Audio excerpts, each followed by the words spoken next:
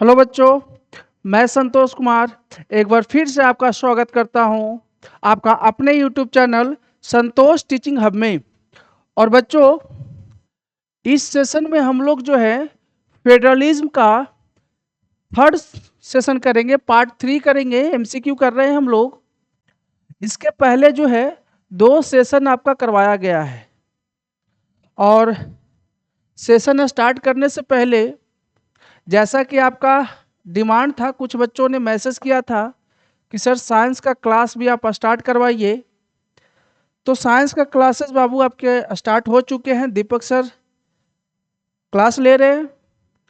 साथ में 2 दिन पहले कुछ बच्चों ने मैसेज किया है, टेक्स्ट किया है क्या, सर मैथ का भी कुछ क्लासेस जो है कुछ टॉपिक पे उनको समस्याएं हैं, तो मैथ का भी सेशन स्टार्ट करवाइए।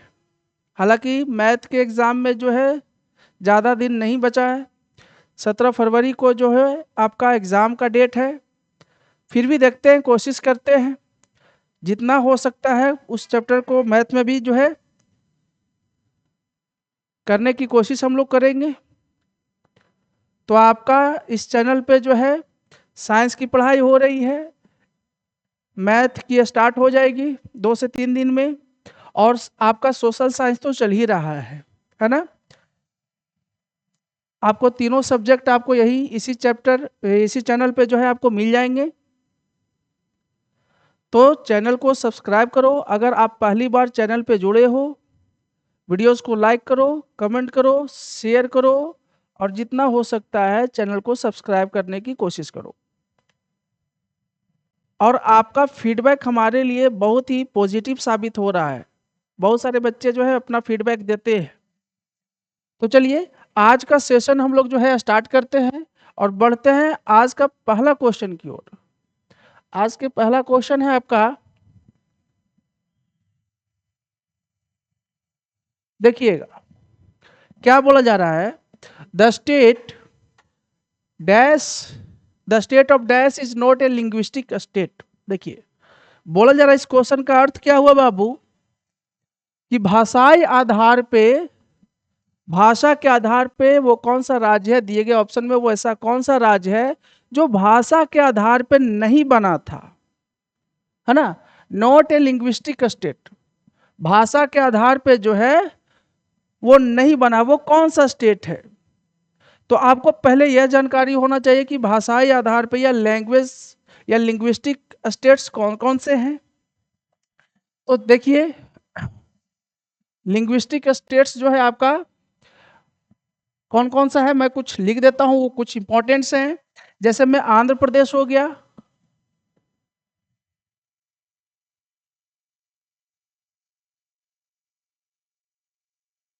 है ना। आंध्र प्रदेश हो गया आपका, महाराष्ट्र हो गया, गुजरात हो गया,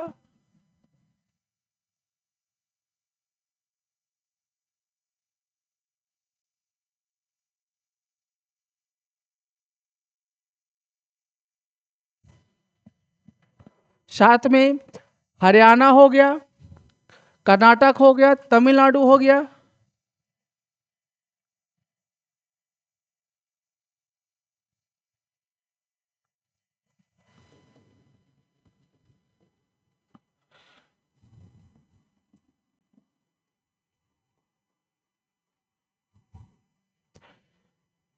है ना। तमिलनाडु हो गया आपका, केरल हो गया और उड़ीसा हो गया।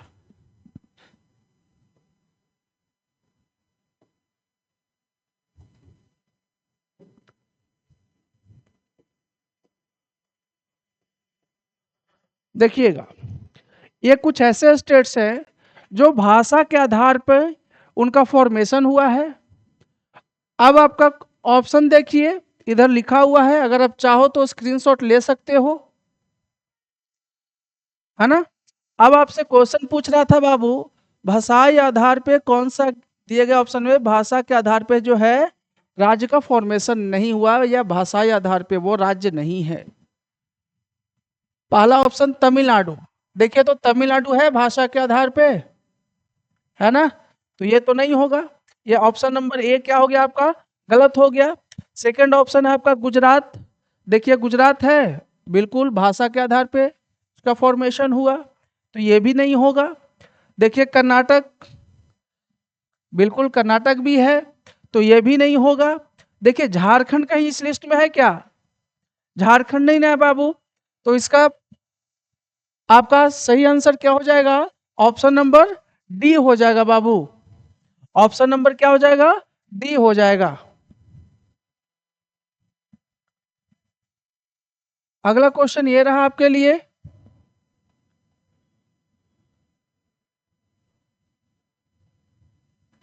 देखिएगा क्वेश्चन बोला जा रहा है, which of the following was the first major test of democratic politics for India after independence, है ना?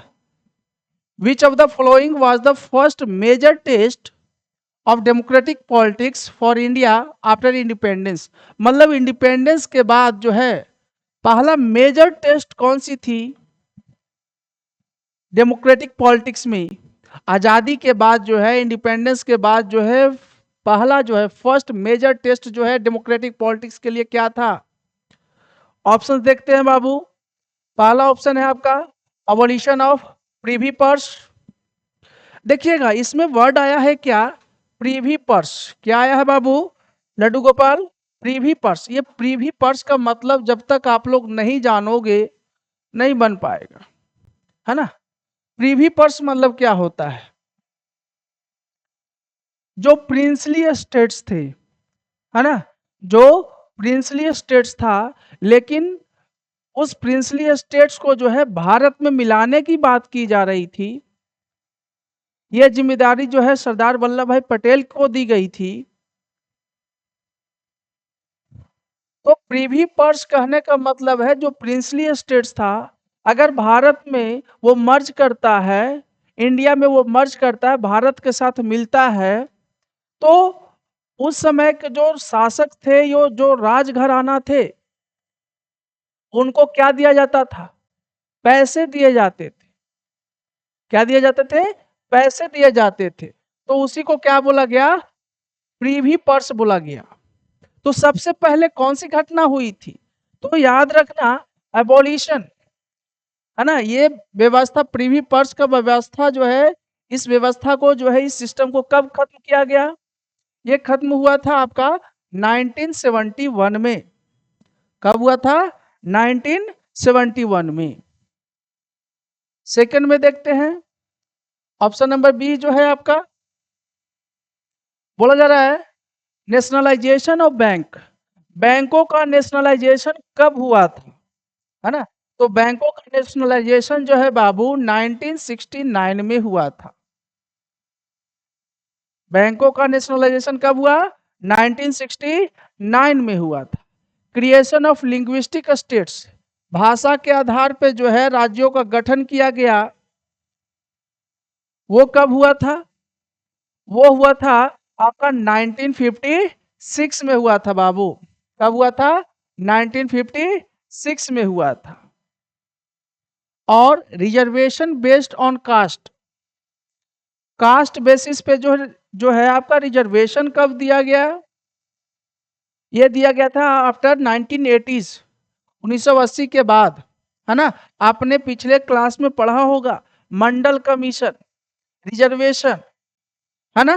तो वो 1980s के बाद हुआ था।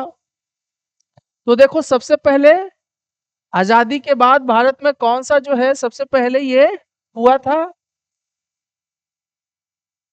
ऑप्शन नंबर ए 1971 हो गया, ऑप्शन नंबर बी 1969 हो गया, ऑप्शन नंबर सी 1956 हो गया।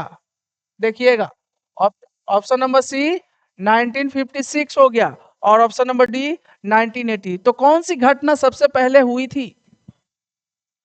देखिए क्रिएशन ऑफ लिंग्विस्टिक स्टेट्स, भाषा के आधार पे जो है राज्यों का गठन किया गया था। कब? 1956 में। और सबसे पहले याद रखिएगा भाषा के आधार पे जो है राज्य का निर्माण होने वाला पहला राज्य कौन था? कौन सा था? फर्स्ट स्टेट कौन सा था? वो था आंध्र प्रदेश। कौन था? आंध्र प्रदेश।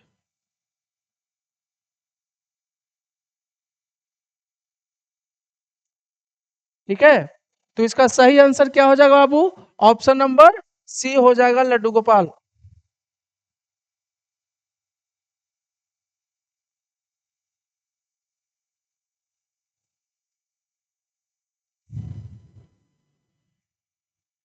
देखिएगा, अगला क्वेश्चन ये बोल रहा है आपका, third tier of federalism. Federalism का कौन सा टायर? Third tier. टायर मतलब वो आप जो समझते हो कि व्हीकल्स का जो टायर होता है, जो चक्के में लगता है, वो नहीं है बाबू, है ना? वो जो आयरन में जो है, सर्कुलर आयरन में जो लगाया जाता है, वो नहीं है। टायर का मतलब, थर्ड टायर की मतलब लेवल्स ऑफ गवर्नमेंट की बात हो रही है। किसकी बात हो रहा है? लेवल्स ऑफ गवर्नमेंट का बात हो रहा है बाबू, समझना। तो थर्ड टायर, फेडरलिज्म का थर्ड टायर कौन सा है? लेवल्स ऑफ गवर्नमेंट में थर्ड टायर कौन सा है? आपने पढ़ा है, सेंट्रल गवर्नमेंट या सेंट्रल लेवल, स्टेट लेवल, और एक होता है लोकल लेवल। तो लोकल लेवल आपका क्या हो गया? लोकल लेवल क्या हो गया आपका? लोकल लेवल आपका हो गया थर्ड टायर। कौन सा टायर? Third tier. समझना बात को। अब थर्ड टायर हो गया, तो लोकल लेवल में क्या होता है? रिसिड्यूरी। रिसिड्यूरी तो एक सब्जेक्ट है, ये तो होगा ही नहीं। यूनियन लिस्ट, ये लिस्ट की बात कर रहा है। ऑप्शन नंबर ए ऐसे ही खत्म हो जाएगा। बी की तरफ चलते हैं। पंचायत बिल्कुल होता है। पंचायत जो है ये रूरल लोकल बॉडीज है।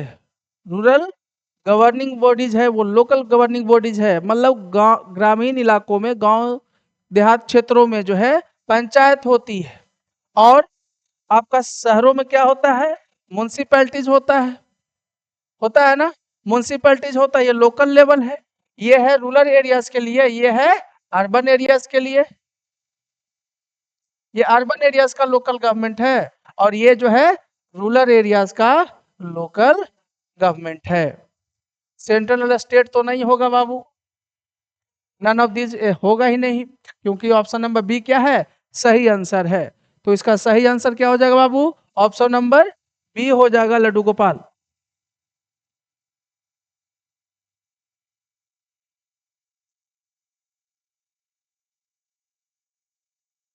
अगला क्वेश्चन ये रहा आपके लिए। देखिए, क्वेश्चन को पढ़िए और समझने का कोशिश करो आप लोग। क्वेश्चन बोला जा रहा है, क्वेश्चन में क्या है? Which one of the following pair of language is not included in the 8th schedule of the Indian Constitution। बोला जा रहा है कि वो लैंग्वेज का कौन सा पेयर है, कौन सा जोड़ा है जो 8th शेड्यूल में नहीं डाला गया है, 8वीं अनुसूची में नहीं डाला गया है।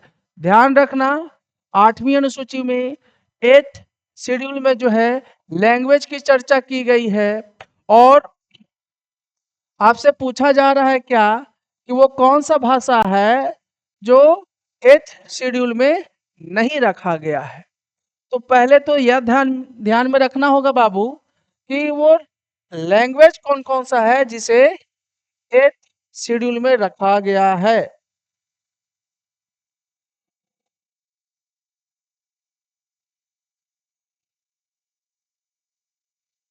देखना, लैंग्वेज जो 8th शेड्यूल में है बाबू,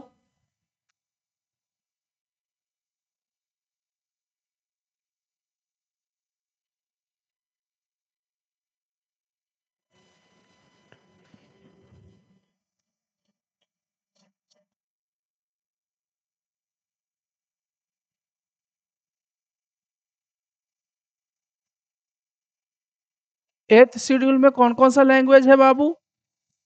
ध्यान रखना, असमीज है, बंगाली है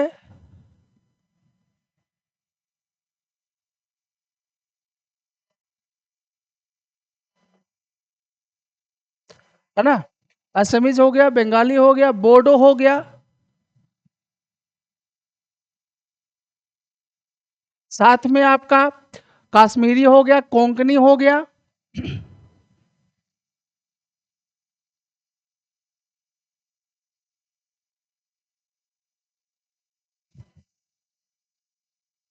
है ना। कश्मीरी, कोंकणी, मैथिली, मलयालम,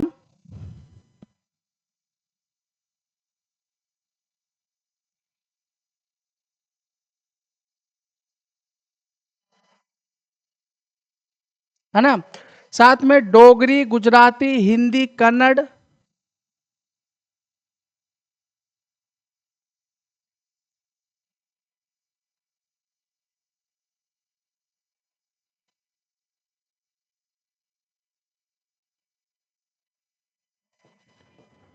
है ना। डोगरी, गुजराती, हिंदी, कन्नड़ हो गया, कश्मीरी हो गया, कोंकणी हो गया, मैथिली हो गया, मलयालम हो गया, फिर आएगा मणिपुरी, मराठी,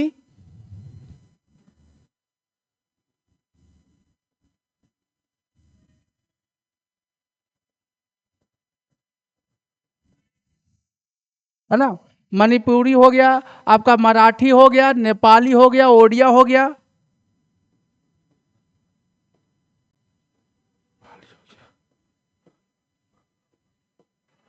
कितनी भाषा हो गई? एक, दो, तीन, चार, पाँच, छः, सात, आठ, नौ, 10, 11, 12, 13, 14, 15। अभी भी है बाबू, 7 है। ओडिया के बाद पंजाबी, संस्कृत,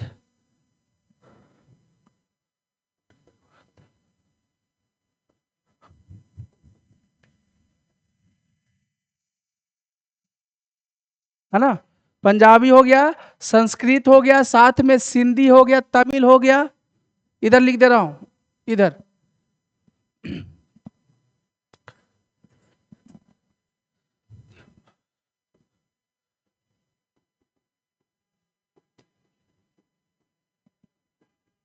तमिल हो गया, तेलुगु हो गया।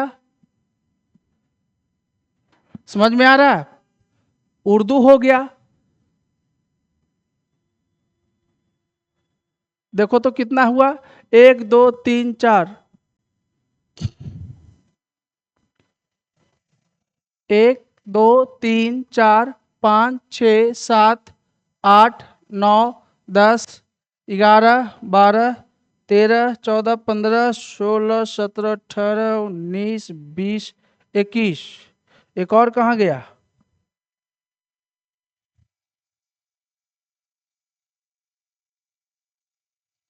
दो, तीन, चार, पाँच।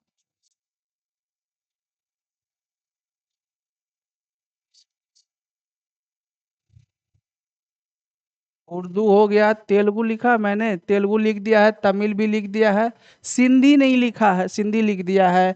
साथ में संथाली नहीं लिखा है बाबू, संथाली, संथाली, है ना, संथाली नहीं लिखा।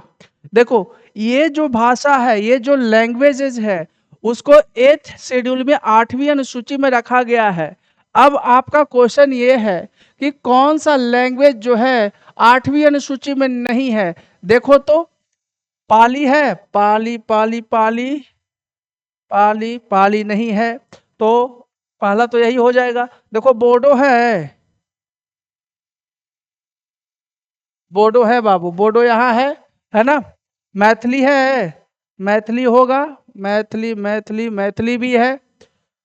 नेपाली है, नेपाली होगा, बिल्कुल होगा, नेपाली भी है। साथ में सिंधी है, सिंधी, ये भी है। आपका उर्दू है, बिल्कुल उर्दू भी है। उर्दू, उर्दू, उर्दू, उर्दू, उर्दू, उर्दू, उर्दू कहाँ गया रे भाई? उर्दू, हाँ उर्दू, है ना। तो देखो, आप इसका स्क्रीनशॉट ले लो। हो सकता है कि ये ऑप्शन में थोड़ा सा इधर उधर कर दे और आपको जो है समस्या होने लगे।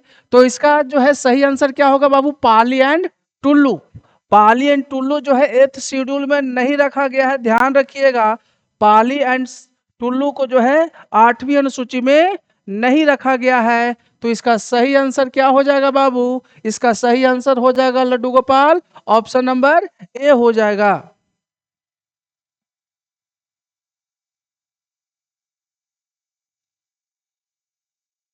देखिए, अगला क्वेश्चन ये रहा आपके लिए।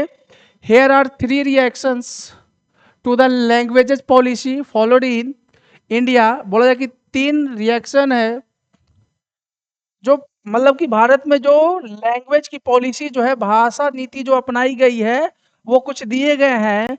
विच of the flowing holds true in the case of India, बोला जा रहा है कि वो कौन सा स्टेटमेंट जो है भारत में, या भारत में जो लैंग्वेज पॉलिसी अपनाई जाती है वो सही है। पहला देखो, the policy of accommodation has strengthen national unity.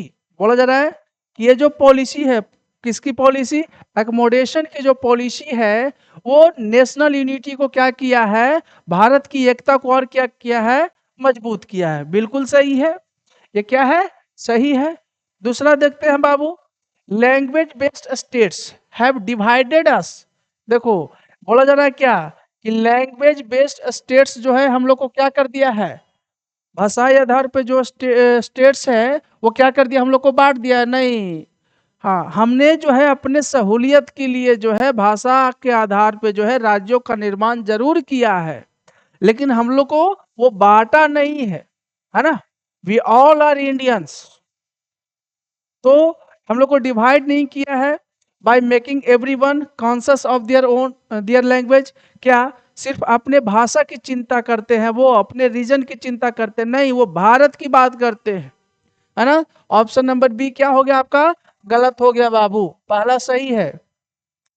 सी देखते हैं, the language policy has only helped. यहाँ पे देखिए ना, एक ओनली, ओनली ज्यादातर जो है निगेटिव सेंस को दिखलाता है बाबू।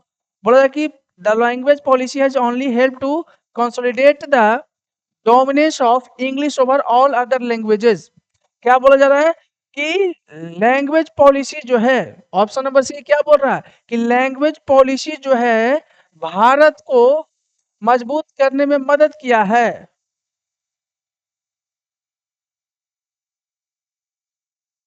लैंग्वेज पॉलिसी जो है, भारत का जो लैंग्वेज पॉलिसी है, क्या इंग्लिश को, इंग्लिश हम तो पढ़े ही नहीं, इंग्लिश, क्या इंग्लिश को जो है मजबूत करता है, नहीं।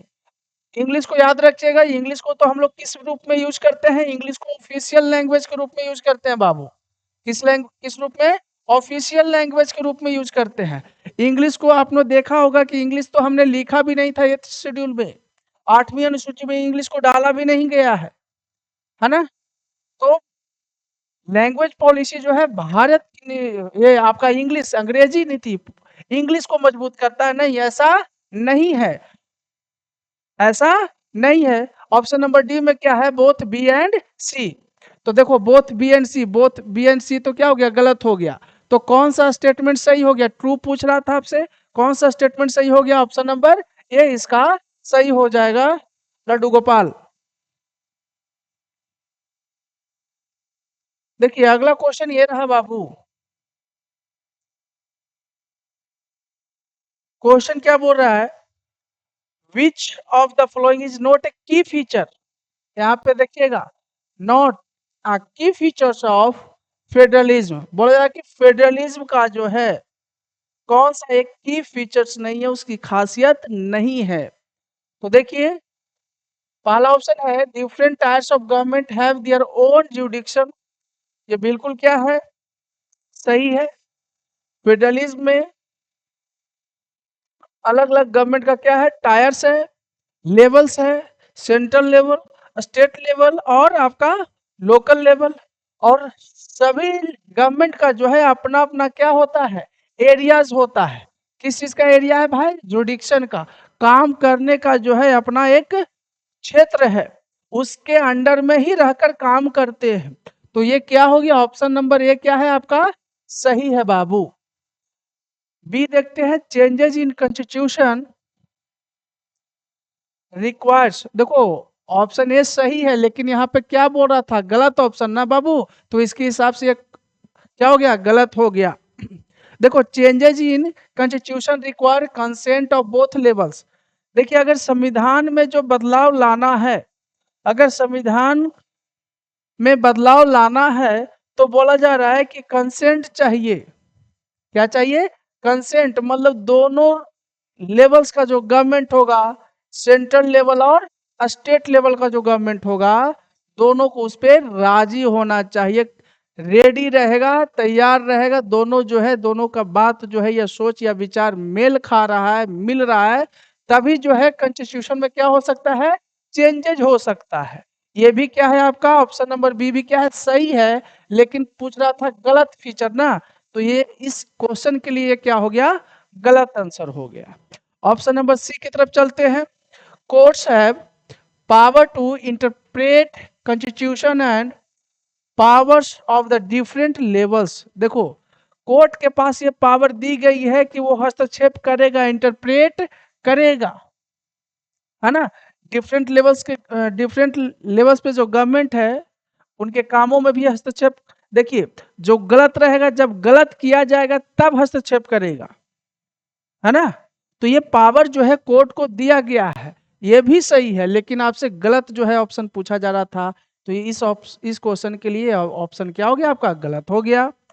Sources of revenue for only central level are specified. क्या सोर्सेज ऑफ रेवेन्यू, रेवेन्यू का सोर्स सिर्फ जो है सेंट्रल गवर्नमेंट के दायरे में जाता है? नहीं। आप पढ़े होंगे या सुने होंगे कि जीएसटी लगता है, हर प्रोडक्ट पे क्या लगता है बाबू, जीएसटी लगता है। तो अगर उस रैपर पे देखोगे या बिल पर देखोगे तो जीएसटी में भी लिखा रहेगा सीजीएसटी और एक लिखा रहेगा एसजीएसटी,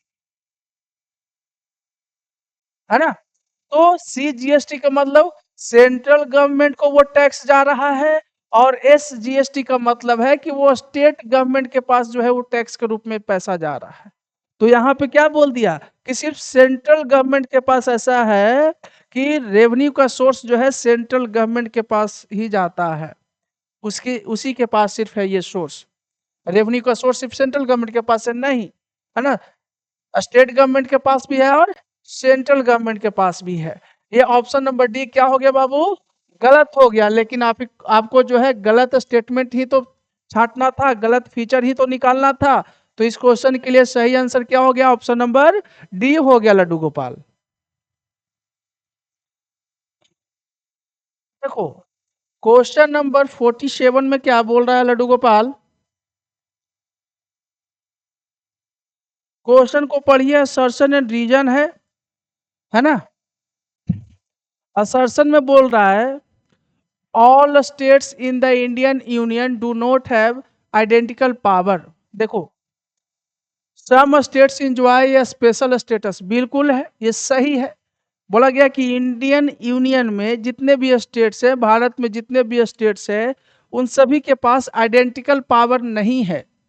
एक पावर है क्या एक जैसा, कुछ स्टेट्स को जो है अपने पढ़ा के स्पेशल स्टेटस दिया गया है, स्पेशल दर्जा दिया गया है। कुछ का फॉर्मेशन अलग आधार पे किया गया है, कल्चर के आधार पे किया गया है, ट्रेडिशन के आधार पे किया गया है। कुछ स्टेट्स का निर्माण जो है लिंग्विस्टिक स्टेट्स पे किया गया है, भाषा के आधार पे किया गया है ना। तो कुछ स्टेट्स जो है क्या एंजॉय करते हैं स्पेशल स्टेटस, ये क्या है, ये बिल्कुल असर्शन जो है क्या है आपका, सही है बाबू। अब रीजन देखते हैं कि रीजन वाला जो स्टेटमेंट है वो सही है या नहीं। अब देखिए बोला जाए कि most federation that are formed by coming together do not give equal power to its constituent units. देखिएगा कमिंग टुगेदर फेडरेशन आपने पढ़ा होगा, है ना। कमिंग टुगेदर फेडरेशन में यह बताया गया होगा बाबू कि कमिंग टुगेदर फेडरेशन में जो है जो गवर्नमेंट होती है वो अपने कंस्टिट्यूएंट यूनिट्स को मतलब सब यूनिट को जो है इक्वल पावर देती है। पावर कैसा शेयर करता है, इक्वली रूप से शेयर करता है। लेकिन इस ऑप्शन में क्या दे रहा है, do not give equal power, ये निगेटिव दे रहा है कि ये तो उल्टा बोल रहा है ना बाबू। तो ये रीजन क्या हो गया, गलत हो गया। असर्शन क्या था, सही था, रीजन क्या है, गलत है। देखो तो both A and R true, दोनों सही है नहीं, पहला ऑप्शन क्या हो गया, गलत हो जाएगा। Both A and R true but R is not, दोनों सही तो है ही नहीं, पहली बात। ऑप्शन नंबर बी भी गलत हो जाएगा। सी में देखिए A is true but R is false, बोला जा रहा है कि ए सही है और आर क्या है, गलत है। बिल्कुल ऑप्शन नंबर कौन सा हो जाएगा, ऑप्शन नंबर सी इसका सही आंसर होगा लड्डू गोपाल।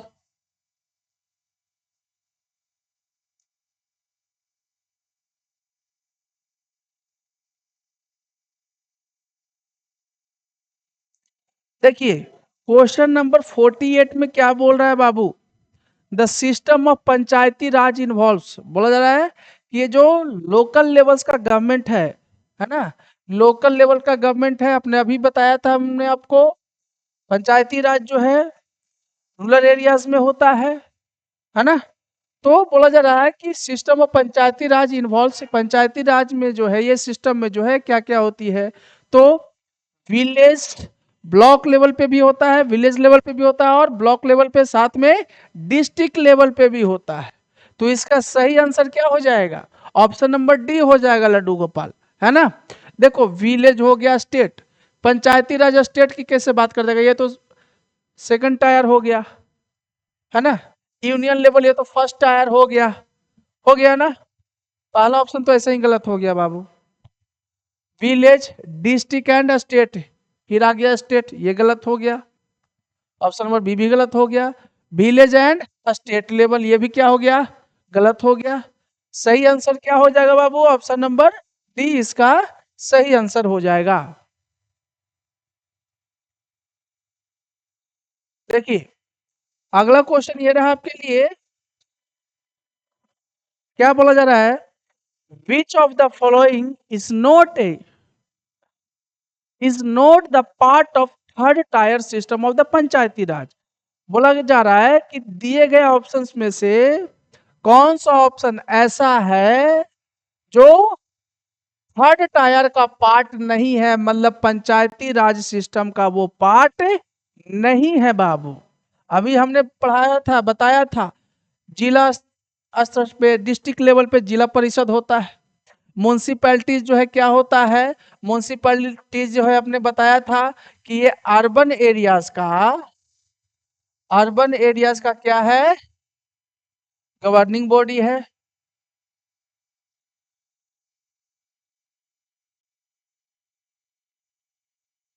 ठीक है, ये अर्बन एरियाज का क्या है, गवर्निंग बॉडीज है बाबू। अब देखिए पंचायत जो है क्या हो गया, पंचायत जो है आपका रूरल एरियाज का,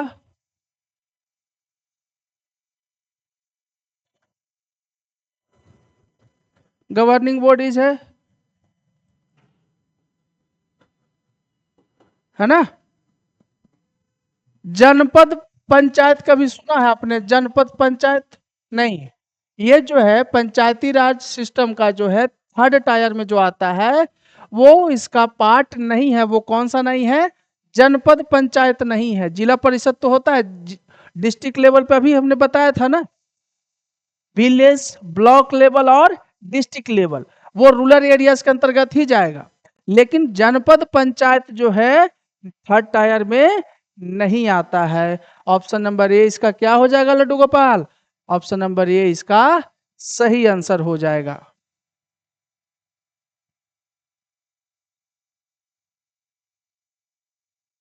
देखिए अगला क्वेश्चन ये है, Australia is an example of which type of federation.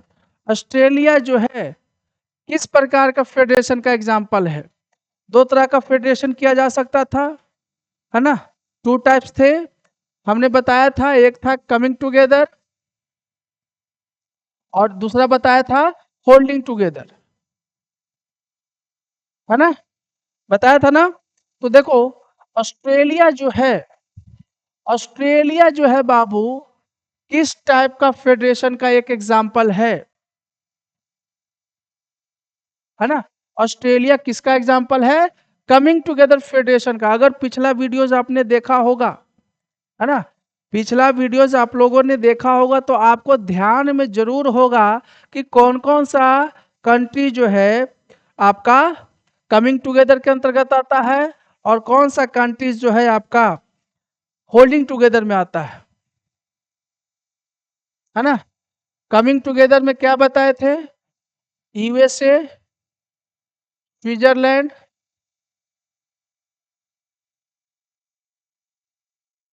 साथ में क्या, ऑस्ट्रेलिया, ये बताया गया था। होल्डिंग टुगेदर में क्या बताया था? इंडिया, स्पेन, साथ में बेल्जियम, है ना? समझ में आया? तो ऑस्ट्रेलिया जो है किस फेडरेशन का एग्जाम्पल है? ऑस्ट्रेलिया जो है आपका कमिंग टुगेदर, है ना? किसका? कमिंग टुगेदर का जो है एक एग्जाम्पल है बाबू, कमिंग टुगेदर फेडरेशन है, उसका एग्जाम्पल है।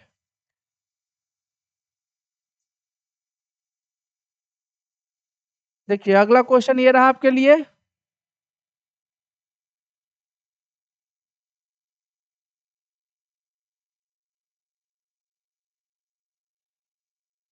आइडेंटिफाई द रीजन और area of India with the help of the following information. बोला जा रहा है कि वो रीजन या एरिया को आइडेंटिफाई करना है, पहचानना है कि किसके बारे में बात की जा रही है। दो स्टेटमेंट दिया हुआ है, ये दोनों स्टेटमेंट जो है किसके लिए जो है बात कर रहा है। पहला जो है the central government has special powers in running these areas. बोला जा रहा है कि सेंट्रल गवर्नमेंट के पास जो है स्पेशल पावर है। क्या है? स्पेशल पावर है। इन एरियाज को रन करने के लिए, गवर्न करने के लिए जो है सेंट्रल गवर्नमेंट के पास स्पेशल पावर है। पहला स्टेटमेंट ये। दूसरा स्टेटमेंट में क्या बोल रहा है बाबू? These areas are too small. ये एरिया कैसे हैं? बहुत छोटे हैं। कितना छोटा है?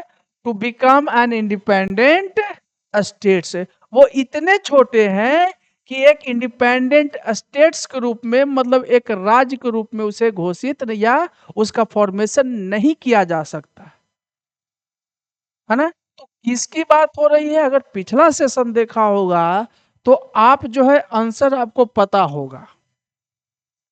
क्या डिस्ट्रिक्ट की बात हो रही है, क्या टाउन की बात हो रही है, या सिटी की बात हो रही है, या यूनियन टेरिटरीज की बात हो रही है? यूनियन टेरिटरीज की बात हो रही है। क्यों? क्योंकि यूटी जो होता है वो किसके अंडर में हो रहता है? वो उसके ऊपर जो गवर्निंग पावर जो है किसके पास है? सेंट्रल गवर्नमेंट के पास है। किसके पास है? सेंट्रल गवर्नमेंट के पास है बाबू, ध्यान रखना, है ना? किसके पास है? सेंट्रल गवर्नमेंट के पास है। तो इसका सही आंसर क्या हो जाएगा? इसका सही आंसर ऑप्शन नंबर डी हो जाएगा लड्डू गोपाल।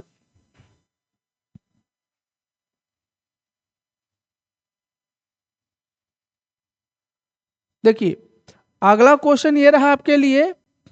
क्वेश्चन को पढ़ो, लंबा दिख रहा है, लेकिन अगर आपने डीपली पढ़ा होगा चैप्टर्स को, एमसीक्यू ऐसे नहीं बन सकता है जब तक आपको पूरे चैप्टर का नॉलेज नहीं रहेगा, डीप नॉलेज नहीं रहेगा, तब तक जो है आपको जो है एमसीक्यू नहीं बनेगा।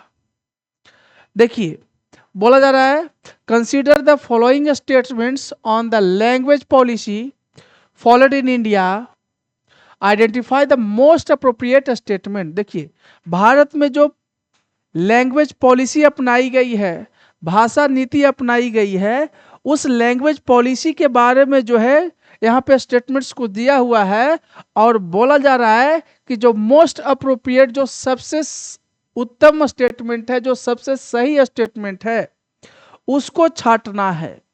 ठीक है, पहला ऑप्शन देखिए, पहले ऑप्शन में क्या बोल रहा है बाबू? The policy of accommodation has strengthen national unity. बिल्कुल सही, पिछले क्वेश्चन में भी आया था ये वाला ऑप्शन। क्या? कि ये जो पॉलिसी अपनाई गई है, कौन सी पॉलिसी की बात हो रही है? ये लैंग्वेज पॉलिसी की बात हो रही है बाबू। कौन सा पॉलिसी है?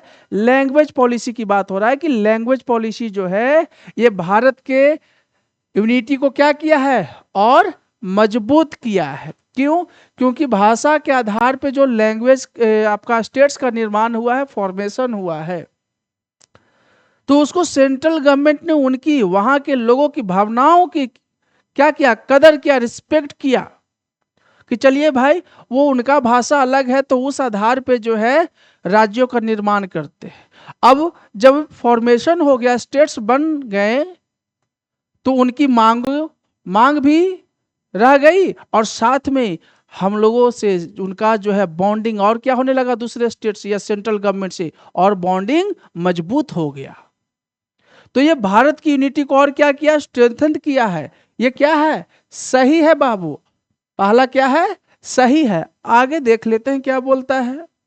The language policy has made our division worse by, देखो यहीं से खत्म हो जाएगा ये ऑप्शन। बोला जा रहा है कि ये जो पॉलिसी लाई गई लैंग्वेज पॉलिसी से क्या हुआ कि हम लोगों का डिवीजन हुआ। क्यों, क्योंकि मदर टंग सबका क्या हो गया, अलग हो गया। तो ये ऐसी स्थिति पैदा कर दिया, ऐसा सिचुएशन आ गया कि हम क्या हो गए, डिवाइड हो गए, एक दूसरे से बट गए। नहीं, ये सही नहीं है। हम लोगों ने, सेंट्रल गवर्नमेंट ने लिंग्विस्टिक स्टेट्स पे, मतलब भाषा के आधार पे जो स्टेट्स का फॉर्मेशन किया उससे क्या हुआ, उस स्टेट के रहने वाले लोग और सेंट्रल गवर्नमेंट के साथ बॉन्डिंग और क्या हुआ, मजबूत हुआ। क्यों, क्योंकि उनकी डिमांडों को क्या किया गया, पूरा किया गया है।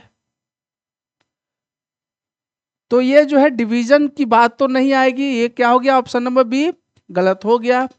The language policy has led to clashes, क्या झगड़े का कारण बना है बाबू, सोसाइटी में क्लैश हुआ, नहीं, ये भी ऑप्शन क्या है बाबू, गलत है लड्डू गोपाल। ये ऑप्शन भी क्या है आपका, गलत हो गया। ऑप्शन नंबर डी देख लेते हैं। The language policy has only helped, देखो फिर वही बात बोला जा रहा है कि लैंग्वेज पॉलिसी से क्या हुआ है, इंग्लिश को जो है मजबूत किया गया है। नहीं, इंग्लिश को तो बाबू 8th शेड्यूल में डाला भी नहीं गया है, 8वां सूची में डाला भी नहीं गया है। इंग्लिश को मात्र हम लोग किस रूप में यूज करते हैं, तो ऑफिशियल लैंग्वेज के रूप में यूज करते हैं। तो ये तो है क्या हो गया, ऑप्शन नंबर डी भी क्या हो गया, गलत हो गया बाबू। तो क्वेश्चन के लिए सही आंसर क्या हो गया, ऑप्शन नंबर ए हो गया लड्डू गोपाल।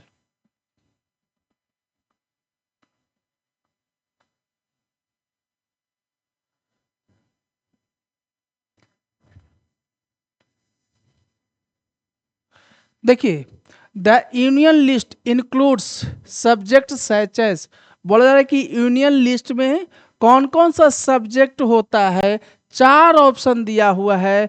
ध्यान रखिएगा कि यूनियन लिस्ट में कौन है, स्टेट लिस्ट में कौन है, और आपका कंकरेंट लिस्ट में कौन है। मोस्ट प्रोबेबल है कि आपको इस टॉपिक से जो है एक एमसीक्यू रहेगा, ध्यान रखना इस बात को, है ना।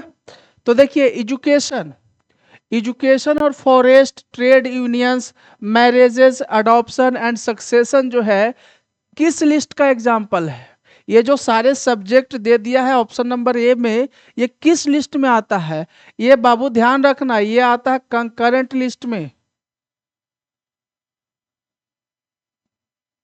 ये किस लिस्ट में आता है, कंकरेंट लिस्ट में आता है लड्डू गोपाल।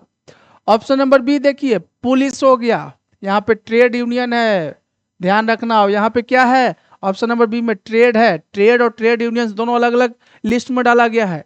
ट्रेड यूनियंस को कंकरेंट लिस्ट में डाला गया और ट्रेड को अभी बताएंगे उस लिस्ट में रहेगा। देखिए, पुलिस हो गया, ट्रेड हो गया, कॉमर्स हो गया, एग्रीकल्चर हो गया एंड इरिगेशन हो गया, है ना। इरिगेशन हो गया, ये किस लिस्ट का एग्जाम्पल है बाबू, ये जो सारा सब्जेक्ट दे रहा है ऑप्शन नंबर बी में, ये किस लिस्ट का एग्जाम्पल है लड्डू गोपाल, ध्यान रखिएगा। ये है आपका स्टेट लिस्ट, कैसा, स्टेट लिस्ट, है ना, स्टेट लिस्ट का एग्जाम्पल है। ऑप्शन नंबर सी की तरफ देखते हैं। रेसिड्यूरी सब्जेक्ट, ये तो पहले ही बता दे रहा, अपने आप को बता दे रहा कि हम भाई किसी भी लिस्ट के हमारा नाम नहीं आया है ना, रेसिड्यूरी सब्जेक्ट है, ना तो वो यूनियन लिस्ट में है, ना स्टेट लिस्ट में है, और ना ही कंकरेंट लिस्ट में है। तो वैसे सब्जेक्ट को कहाँ रखा गया है, रेसिड्यूरी सब्जेक्ट में रखा गया है। जैसे मैं आपको बार बार एग्जांपल आ रहा है, कंप्यूटर सॉफ्टवेयर का, तो ये तो होगा ही नहीं। अब देखिए डिफेंस है, defence, foreign affairs, banking, currency, communication, ये किस लिस्ट का एग्जाम्पल है बाबू? ये एग्जाम्पल है आपका यूनियन लिस्ट का। किसका है? यूनियन लिस्ट का एग्जाम्पल है। अब देखो, तो यूनियन लिस्ट से क्वेश्चन पूछा जा रहा था ना, तो इस क्वेश्चन के लिए सही आंसर कौन सा हो जाएगा लड्डू गोपाल? देखो, ये ऑप्शन नंबर डी होगा बाबू। क्या हो जाएगा? ऑप्शन नंबर डी हो जाएगा।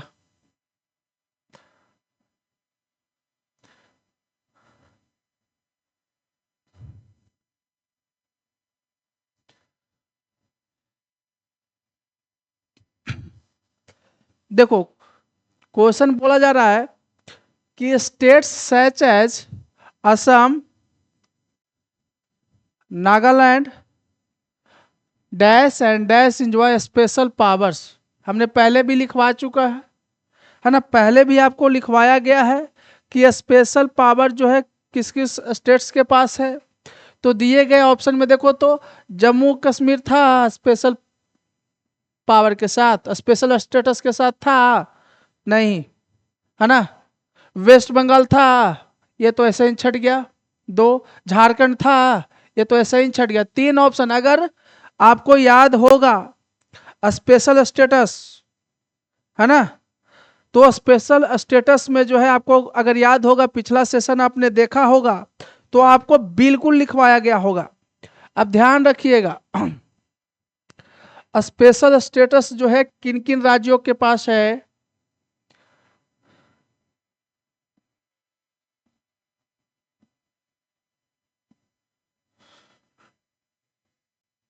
देखिएगा, स्पेशल स्टेटस,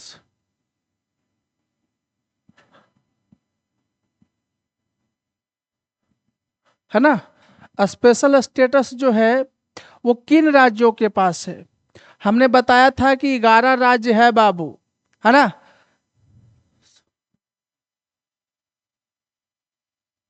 असम हो गया, हिमाचल प्रदेश हो गया, है ना, असम हो गया, हिमाचल प्रदेश हो गया, नागालैंड, मणिपुर, मेघालय।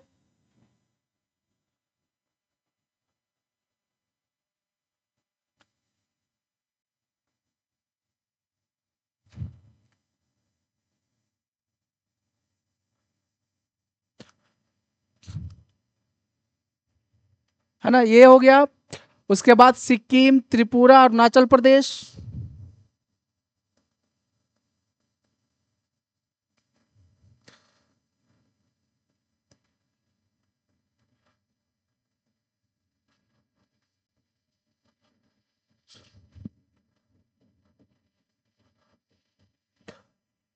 कितने हो गए? एक, दो, तीन, चार, पाँच, छः, सात, आठ, अभी तीन है ना।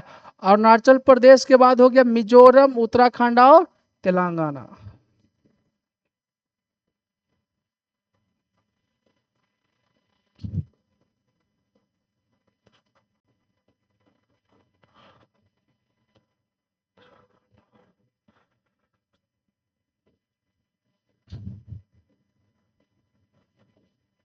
है ना, ये कुछ स्टेट्स हैं जिन्हें क्या दिया गया है? स्पेशल पावर दिया गया है बाबू, ध्यान रखना, स्पेशल पावर दिया गया है।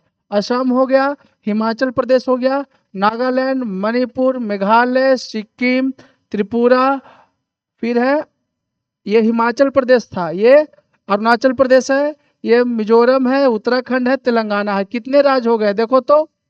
एक, दो, तीन, चार, पाँच, छः, सात, आठ, नौ, 10, एक, 11, है ना। तो इसका अगर आप स्क्रीनशॉट लेना चाहते हो ले लो। देखो, अब इसमें से कौन सा ऑप्शन नहीं है? देखो तो जम्मू कश्मीर है कहीं? जम्मू कश्मीर नहीं है, तो ये ऑप्शन ए क्या हो गया? ऐसा ही हट गया। अरुणाचल प्रदेश तो है लेकिन मिजोरम, हाँ अरुणाचल प्रदेश है और मिजोरम, अरुणाचल प्रदेश है आपका और मिजोरम है। ऑप्शन नंबर बी सही है। त्रिपुरा और वेस्ट बंगाल, देखिए तो वेस्ट बंगाल कहीं है? नहीं है। ऑप्शन नंबर सी क्या हो गया? छट गया। देखिए झारखंड और छत्तीसगढ़, झारखंड का नाम आया है? नहीं आया है।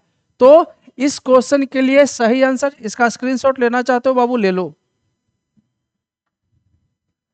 देखो, तो इस क्वेश्चन के लिए सही आंसर कौन सा हो जाएगा बाबू?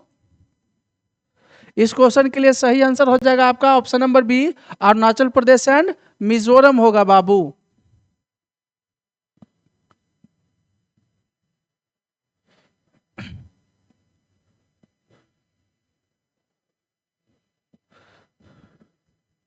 देखो, which of the following subjects come under the legislation of both centre and state in India. बोला जा रहा है कि कौन सा सब्जेक्ट जो है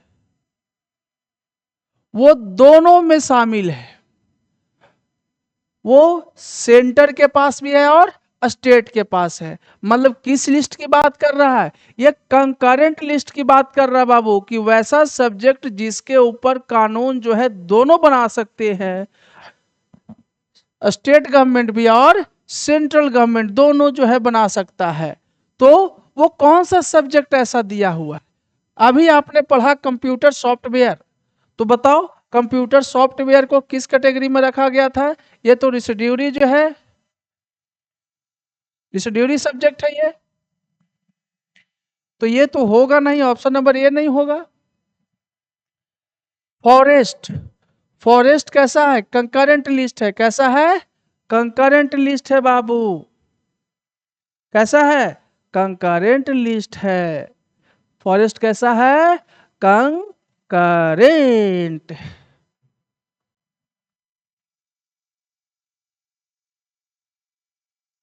अब देखिए, बैंकिंग कैसा है? ये यूनियन लिस्ट में आता है। कैसा आता है? यूनियन लिस्ट में। किस लिस्ट में? यूनियन लिस्ट में। ट्रेड बाबू, हम भी हमने बोला था ट्रेड में और ट्रेड यूनियन में जो है नहीं फंसना। आ गया क्या? ट्रेड।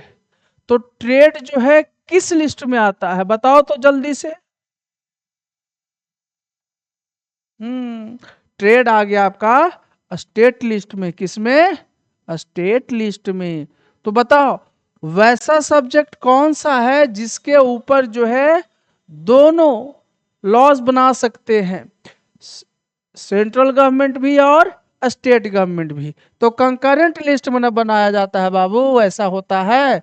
तो आपको अगर नहीं याद रहेगा कि किस लिस्ट में कौन सा सब्जेक्ट है, तब यहां पे आप फंस जाओगे। क्या हो जाएगा? ऑप्शन नंबर बी इसका सही आंसर हो जाएगा लड्डू गोपाल।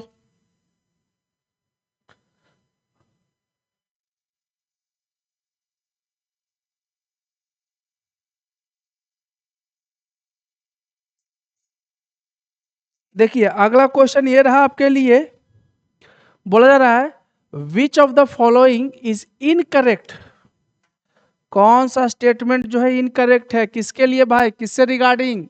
तो यूनिटरी गवर्नमेंट, यूनिटरी गवर्नमेंट की बात कर रहा है कि यूनिटरी गवर्नमेंट के लिए कौन सा स्टेटमेंट जो है इनकरेक्ट है, गलत बोला गया है। ऑप्शन देखो, लंबा चौड़ा दिख रहा है लेकिन इसमें कोई जान नहीं है। देखो पहला ऑप्शन क्या बोला जा रहा है, ध्यान रखना। पहला ऑप्शन है कि there is either only one level of government और sub units are subordinate to the central government. देखो यूनिटरी में यही तो होता है, आपने मैथ में भी पढ़ा होगा, यूनिट प्लेस मतलब वंस, है ना? तो बोला जा रहा है कि यूनिटरी गवर्नमेंट में एक ही लेवल का गवर्नमेंट होता है, या नहीं तो क्या बोला जा रहा है, इसके सब ऑर्डिनेट्स होते हैं, है ना?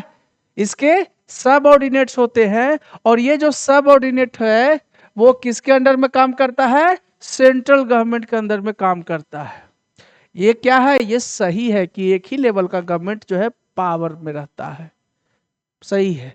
The central government can pass order, बिल्कुल कर सकता है। सेंट्रल गवर्नमेंट जो है ऑर्डर पास कर सकता है, किसको?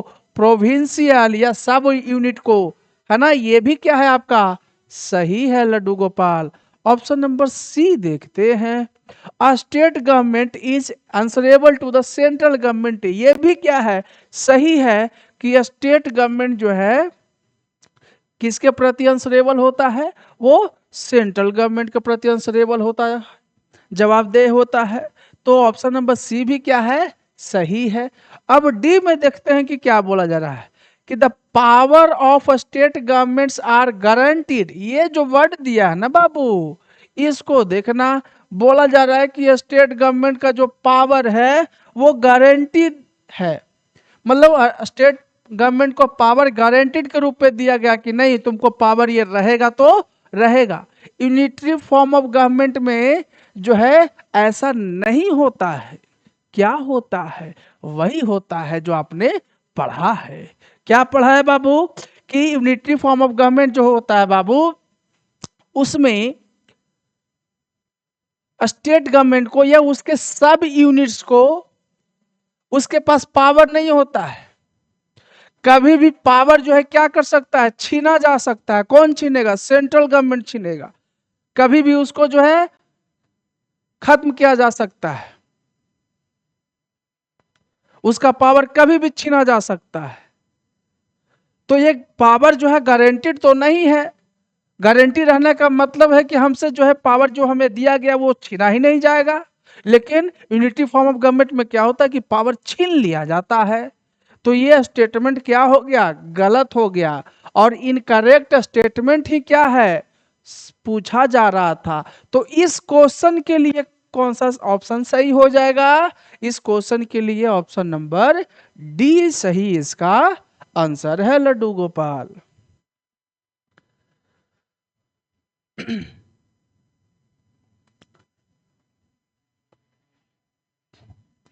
देखिए अगला क्वेश्चन ये है, dash act as an umpire, ये जो है अंपायर की तरह एक्ट करता है, बिहेव करता है। कब करता है, जब डिस्प्यूट होता है। ये पहले सेशन में करवाया गया था, है ना। जब डिस्प्यूट होगा तो ये अंपायर की तरह काम करेगा। और डिस्प्यूट किसके बीच में होगा, जो लेवल्स ऑफ गवर्नमेंट है, अलग अलग लेवल्स ऑफ गवर्नमेंट है, उन गवर्नमेंट्स के बीच में जो है अगर डिस्प्यूट होता है, जैसे सेंट्रल गवर्नमेंट और स्टेट गवर्नमेंट में विवाद हो जाए, डिस्प्यूट हो जाए, तो अंपायर की तरह कौन काम करेगा, उस डिस्प्यूट को कौन खत्म करेगा। क्या local court, option number B district court, option number C supreme court, या option number D high court. ध्यान रखिएगा, अगर सेंट्रल गवर्नमेंट और स्टेट गवर्नमेंट के बीच में अगर बाबू डिस्प्यूट होता है तो उस डिस्प्यूट को कौन खत्म करेगा, ऑप्शन नंबर सी करेगा, सुप्रीम कोर्ट करेगा बाबू।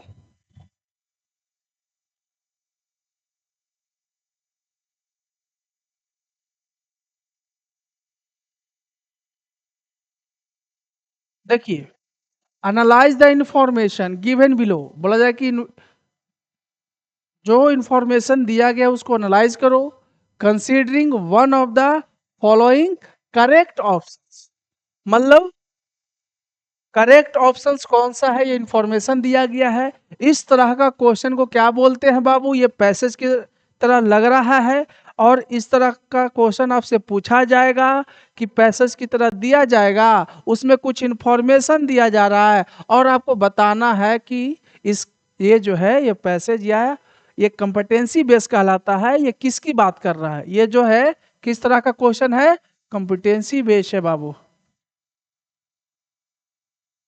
है ना। ये तो इंफॉर्मेशन किसके बारे में है वो आपको पहचानना है। बोला जा रहा है कि इट इंक्लूड्स, इसके अंतर्गत क्या होता है, कैसा सब्जेक्ट होता है, तो नेशनल इंपॉर्टेंस की बात होता है। इसमें कौन सा सब्जेक्ट है, तो नेशनल इंपॉर्टेंस का सब्जेक्ट होता है। जैसे में डिफेंस, अब आपको याद होगा तब ना कि डिफेंस जो है कौन सा लिस्ट में है, of the country, foreign affairs, banking, communication, currency. तो ये किसकी बात कर रहा है, कौन सी लिस्ट की बात कर रहा है, ऑप्शन से देख लो। बोल रहा है कि नेशनल इंपॉर्टेंस की बात करेगा ये।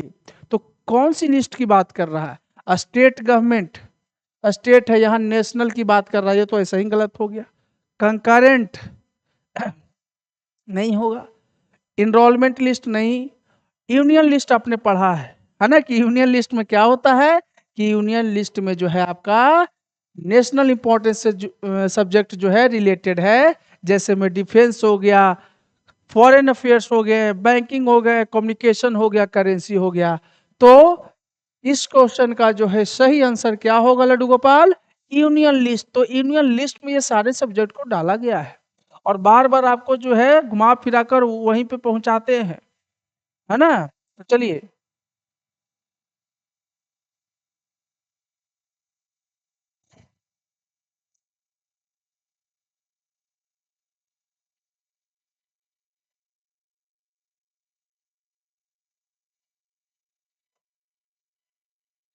देखिए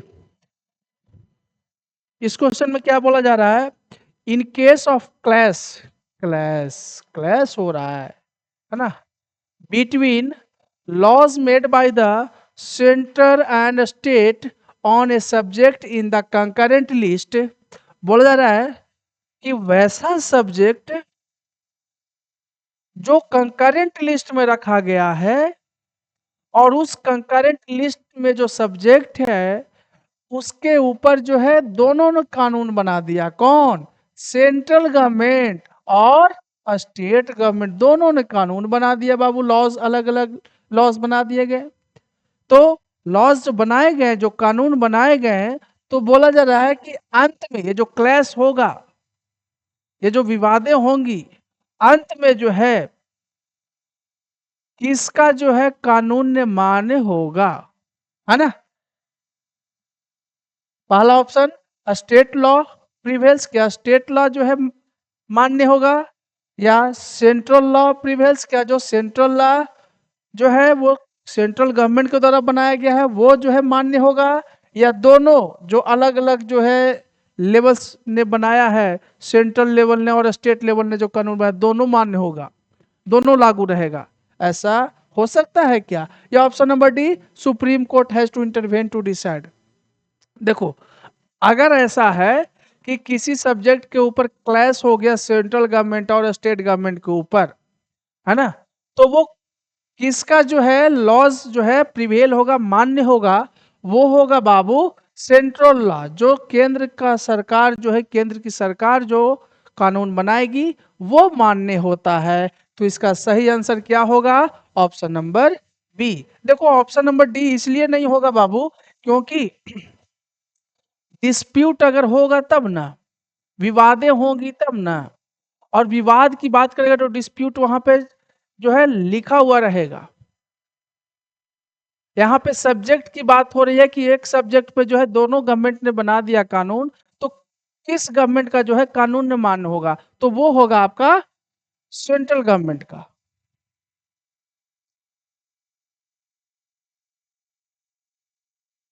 देखिए बोला जा रहा है, consider the following statements regarding the language policy of the Indian federation. देखिए बोला जा रहा है कि इंडियन फेडरेशन में जो लैंग्वेज पॉलिसी बनाई गई है उसके बारे में पढ़िए, और यहाँ पे लास्ट में है चूज द राइट ऑप्शन, सही ऑप्शन को क्या करना है, चूज करना है, चुनना है। अब ये 3 पॉइंट दिया हुआ है, तीनों पॉइंट आपको पता होनी चाहिए, समझ में आनी चाहिए। Hindi was identifies as the official language, Hindi को ऑफिशियल लैंग्वेज के रूप में हम लोग यूज करते हैं, बिल्कुल करते हैं, ये सही है बाबू, है ना। 8th शेड्यूल में भी डाला गया है हिंदी को, और हिंदी को जो है ऑफिशियल लैंग्वेज के रूप में हम लोग यूज करते हैं। अब है सेकंड में, besides Hindi there are 21 other languages recognised as schedule languages. बोला जा रहा है कि हिंदी के अलावा जो है 21 और भाषाएं हैं। हमने आज लिखवाया है, आज भी और पिछले सेशन में भी लिखवाया था कि कौन कौन सा लैंग्वेज है। तो ये भी क्या है, ये सही ऑप्शन है बाबू, कि हिंदी के अलावा 21 और भाषाएं, 21 और अदर लैंग्वेजेज है जो 8th शेड्यूल में जो है रखा गया है, डाला गया है। सी देखिए, English can be used along with Hindi for official purposes. अब देखिए पहला ऑप्शन में बोल दिया कि ऑफिशियल लैंग्वेज के रूप में हिंदी को यूज करते हैं, हमने बोला कि सही है, ऑफिशियल लैंग्वेज के रूप में यूज करते हैं हिंदी को। अब थर्ड पॉइंट में क्या बोल रहा है आपका कि इंग्लिश को भी, हिंदी के साथ साथ इंग्लिश को भी जो है ऑफिशियल लैंग्वेज के रूप में यूज करते हैं। बिल्कुल करते हैं, इंग्लिश जो है ऑफिशियल लैंग्वेज के रूप में ही यूज होता है। इंग्लिश को जो है 8th शेड्यूल में नहीं डाला गया है, 8वीं अनुसूची में नहीं डाला गया है। वो जो है आपका ऑफिशियल पर्पसेस के लिए ऑफिशियल लैंग्वेज के रूप में यूज करते हैं। तो ये क्या है, थर्ड पॉइंट भी क्या है आपका, सही है। तो इनमें से कौन सा ऑप्शन सही होगा बाबू? ऑप्शन नंबर डी में देखिए 1, 2 एंड 3 दिया हुआ है ना। तो इसका सही आंसर क्या हो जाएगा? ऑप्शन नंबर डी हो जाएगा लड्डू गोपाल। लो, थैंक यू बोल दिया भाई। देखिए, अगर आपको सेशन अच्छा लग रहा हो या किसी क्वेश्चन में आपको समस्या हो, समझने में नहीं समझ में आ रहा हो, आपके लिए कमेंट बॉक्स खुला है। आप कमेंट में जो है अपना जो है राय दे सकते हैं, या जो भी समस्या है उसका जो है वहाँ पे लिख सकते हैं आप। और अगर आप हमारे चैनल पे पहली बार जुड़े हैं तो वीडियोस को लाइक करो, कमेंट करो, शेयर करो और ज़्यादा से ज़्यादा सब्सक्राइब करने की कोशिश करो आप लोग। और सेशन मज़ेदार लग रहा होगा तो मिलते हैं। इसका जो है एक सेशन और चलेगा बाबू इस चैप्टर का, इसके बाद इस चैप्टर का एमसीक्यू समाप्त हो जाएगा, है ना। तो मिलते हैं फिर अगले सेशन में, अगले वीडियोस में। तब तक के लिए गुड नाइट।